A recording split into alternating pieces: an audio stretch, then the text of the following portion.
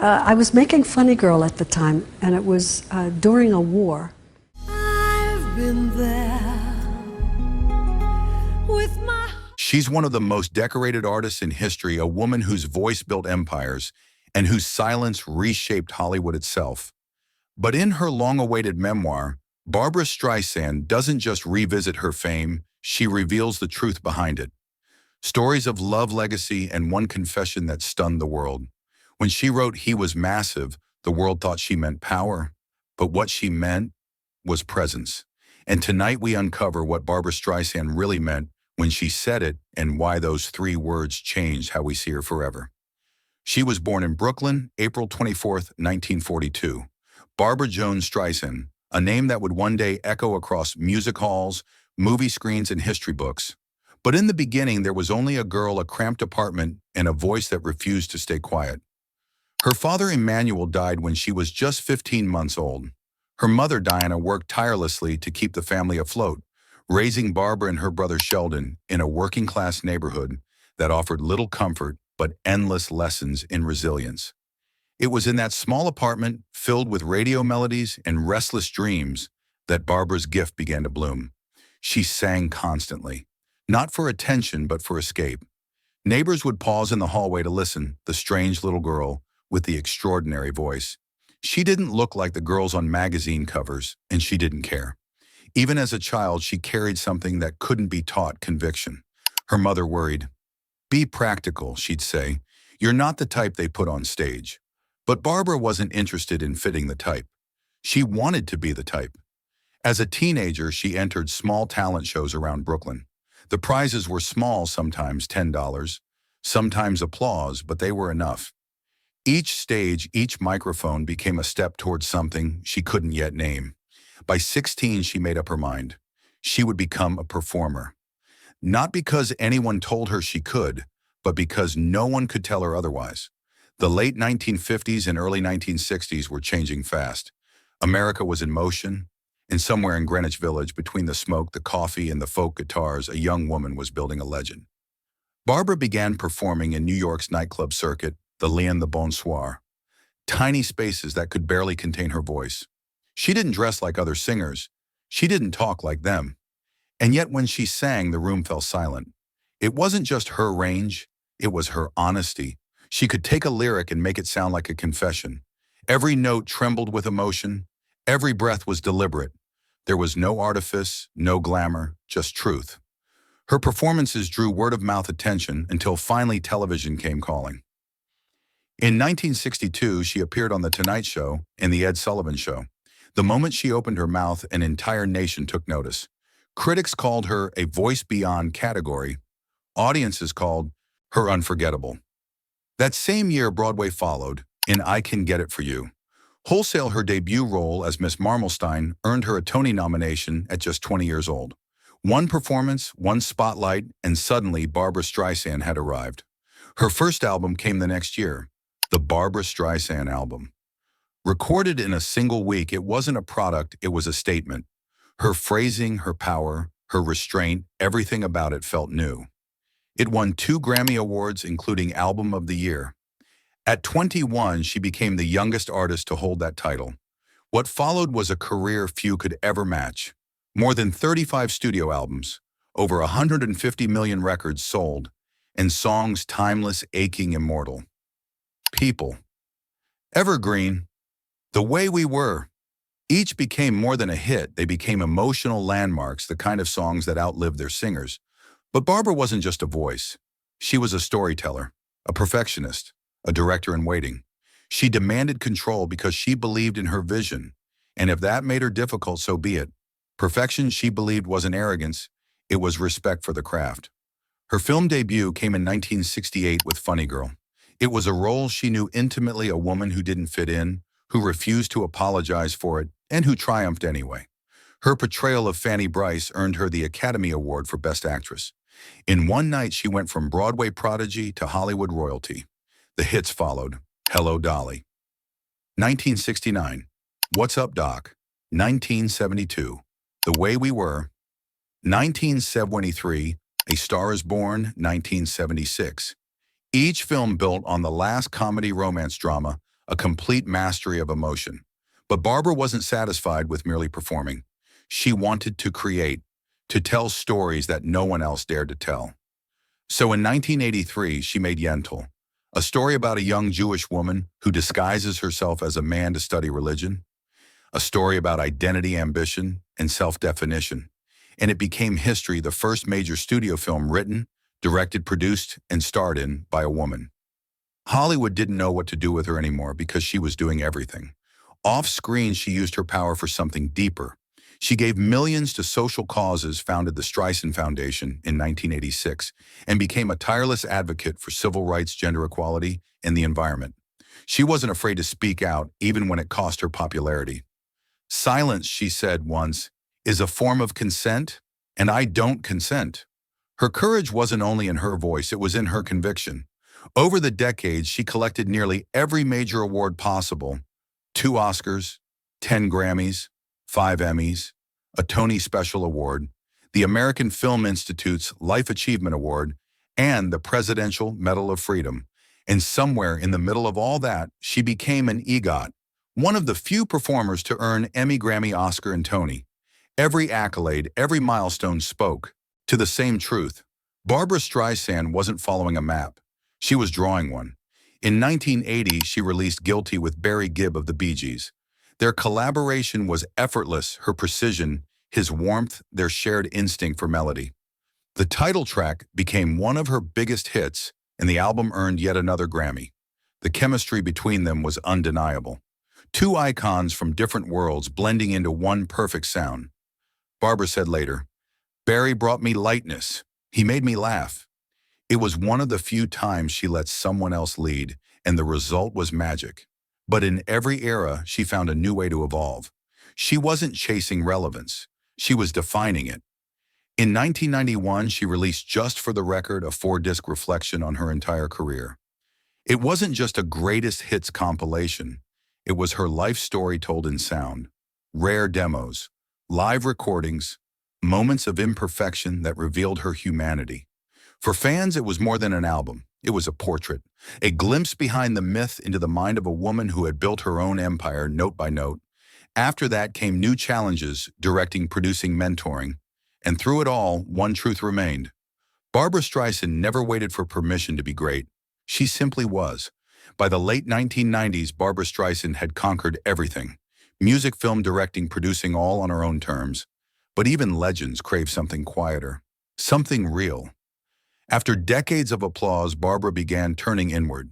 She stepped back from the relentless pace of fame, trading movie sets for garden paths, scripts for solitude. The woman who once filled arenas began searching for peace. Her personal life had been a mosaic of triumphs and heartbreaks, of brief stillnesses between long chapters of noise. And at the center of it all were 2 great loves, the one that helped shape her and the one that helped complete her. Her first marriage was to actor Elliot Gould, a relationship born out of youth ambition and the shared thrill of possibility. They married in 1963, 2 rising stars with more dreams than time. He was charming, offbeat, unpredictable. She was driven, meticulous, unstoppable. For a while it worked. They understood each other's language, art, risk, reinvention. But fame is heavy and ambition rarely fits neatly within love's borders. Their schedules collided. Their worlds drifted. After 6 years, they separated, a decision that shocked fans but felt inevitable to them. Their divorce was finalized in 1971, but their bond never fully disappeared. From that marriage came her only child, Jason Gould. Jason inherited not just his parents' talent, but their introspection. He grew up watching the world see his mother as a myth, while he knew her as something more complex. A perfectionist with endless empathy, a disciplinarian with a heart too big for the body that carried it. Jason would later act and sing, appearing alongside Barbra in The Prince of Tides in 1991. On screen, they played mother and son, but off screen, they rediscovered each other. It was more than a movie moment. It was healing. For nearly 3 decades, Barbra remained single, focused on art activism, and controlled the pillars of her empire. Then in 1996, she met James Brolin. It began as most rare things do, by accident. A mutual friend introduced them, expecting small talk. Instead, they found connection. 2 people who had already lived entire lives and were ready to live the next one differently. They married on July 1st, 1998, in a quiet ceremony surrounded by family and old friends. It wasn't a Hollywood spectacle. There were no flashing cameras, no headlines to chase, just warmth, laughter, and the feeling of being seen without performance. Unlike the whirlwind of her early career, this love was steady, the kind built not on fame but on understanding. James once said, "She's tough, but she's fair. And once she lets you in, you're in for life." Their home became a refuge. Barbra gardened, painted, collected art, and curated her surroundings like she curated her songs, with care, balance, and beauty. For the first time in her adult life, she allowed herself to exhale. But Barbra Streisand is not someone who stays still for long. Even in calm, creativity kept tugging at her sleeve. In 2004, she returned to the big screen in the comedy Meet the Fockers. Her role as Roz Focker, a free-spirited, joyfully unfiltered therapist, felt like a wink at the world. Fans were stunned. The diva of drama was suddenly the queen of comedy. Her chemistry with Dustin Hoffman made the film a box office smash. Critics praised her timing, her warmth, her ability to laugh at herself. After decades of intensity, it was a revelation, proof that reinvention was her second language. And when she reprised the role in the sequels, she became a pop culture figure all over again. Younger audiences, many of whom hadn't grown up with Funny Girl or The Way We Were, discovered her anew, not as a distant icon, but as someone magnetic and mischievous. She didn't need to remind the world of who she was. She just had to show up. Then came the return to where it all began, the stage. In 2012, after years of absence, Barbra launched Barbra Live, a concert tour that became a masterclass in performance. At 70 years old, she was still unstoppable. Her voice rich, controlled, breathtaking, filled arenas the way it once filled smoky clubs. The centerpiece of the tour was her homecoming concert at Brooklyn's Barclays Center. It wasn't just another show, it was a circle closing. She told stories, shared memories, laughed about her mistakes. For 3 hours, she gave her audience everything: songs, honesty, nostalgia, and gratitude. The arena glittered with famous faces: Woody Allen, Michael Douglas, Donna Karan, Ralph Lauren. But in the crowd's collective hush, you could feel something bigger than celebrity, a shared understanding that they were witnessing history. This wasn't a performance, it was communion. Barbra's legacy by then was secure, but her purpose was far from complete. She continued to speak out about women's rights, climate change, and the preservation of democracy. She used her fortune to fund truth itself: journalism, education, justice.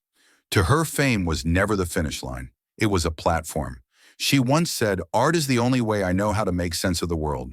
And through every song, film, and cause, she kept doing exactly that, making sense, making beauty, making noise for those who had none. Yet even as she continued to create, a part of her remained fiercely private. She didn't chase social media or trends or attention. She believed mystery was part of artistry, that a legend loses its power when it starts to explain itself too much. Still, fans had questions. Who was the woman behind the poise? What did she really think about fame, love, and the people she'd met along the way? In 2023, she finally gave them the answer in her own words. Her memoir was a mountain of a book, 900 pages of candor, wit, and revelation. It was the story of a woman who had built herself brick by brick and was finally ready to show the scaffolding. Critics called it raw, elegant, unfiltered. Readers called it emotional. But one passage, one line became legend almost overnight. The chapter about The Way We Were, the chapter about Robert Redford. Barbra wrote about their first meeting, their rehearsals, their dynamic. And in the middle of it all, just 3 words leapt off the page: he was massive. Those words, simple, striking, carried a weight far beyond description. It wasn't gossip, it wasn't metaphor, it was reverence. She wasn't talking about size, she was talking about presence. Barbra described Robert Redford not as a co-star, but as a force, a man whose stillness filled the air like sound. She'd seen plenty of handsome men in Hollywood, but Redford was different. He had this quiet, she wrote, not emptiness, but depth, a calm that made you feel seen and slightly exposed. She admitted she was nervous before filming The Way We Were. He was the golden boy of Hollywood, a star whose fame felt untouchable. But when they met, the myths melted away. It was like standing in front of a monument, she recalled. You can't quite believe they're real until they're right in front of you. It wasn't attraction in the tabloid sense. It was admiration, the rare moment when two legends recognize each other's light. For Barbara, that memory lingered long after the camera stopped. It became a kind of symbol of connection, respect, and creative electricity. In her eyes, Redford represented something few people ever master, the art of being, and that's what she meant when she said it. He was massive, not in stature, in soul.